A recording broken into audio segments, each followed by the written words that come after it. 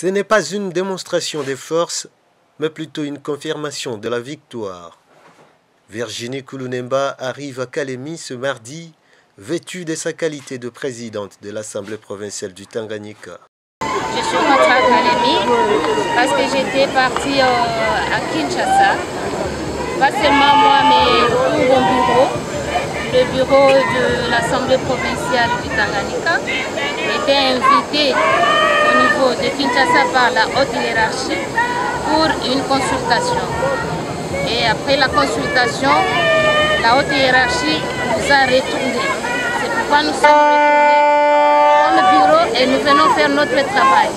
Après un accueil honorifique des membres de son cabinet, des honorables députés provinciaux et d'une foule immense constituée de militants des partis politiques membres de l'Union sacrée, des associations et groupes de pression, tous se sont réunis comme un seul homme pour l'accompagner à son bureau de travail, l'Assemblée provinciale du Tanganyika. Mais hélas, la marche n'a pas été paisible. L'accès à l'Assemblée provinciale va coûter les yeux de la tête. Un dispositif important des éléments de l'ordre a été déployé pour étouffer cette marche. Les images prises à l'Assemblée provinciale montrent des tirs, des bombes à gaz lacrymogènes, des jets de pierres ainsi que des violences extrêmes qui ont abouti à des contacts physiques entre honorables députés.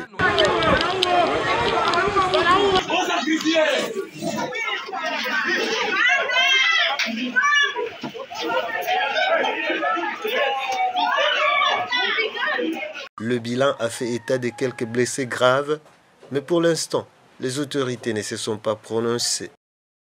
Virginie Kulunemba est donc revenue reprendre sa fonction de présidente de l'organe délibérant après une déchéance que son bureau a qualifiée d'inconstitutionnelle et dont la requête a été traitée par les juridictions compétentes ainsi que le ministère de l'Intérieur.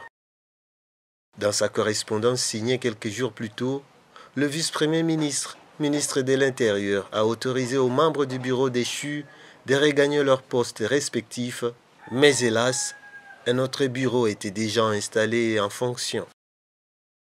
C'est ce même bureau qui a permis l'investiture du gouvernement Julie Ngungwa I, et pour l'instant, personne ne sait qui a tort ou qui a raison dans cette situation qui perdure et qui risque de retarder le développement de la province.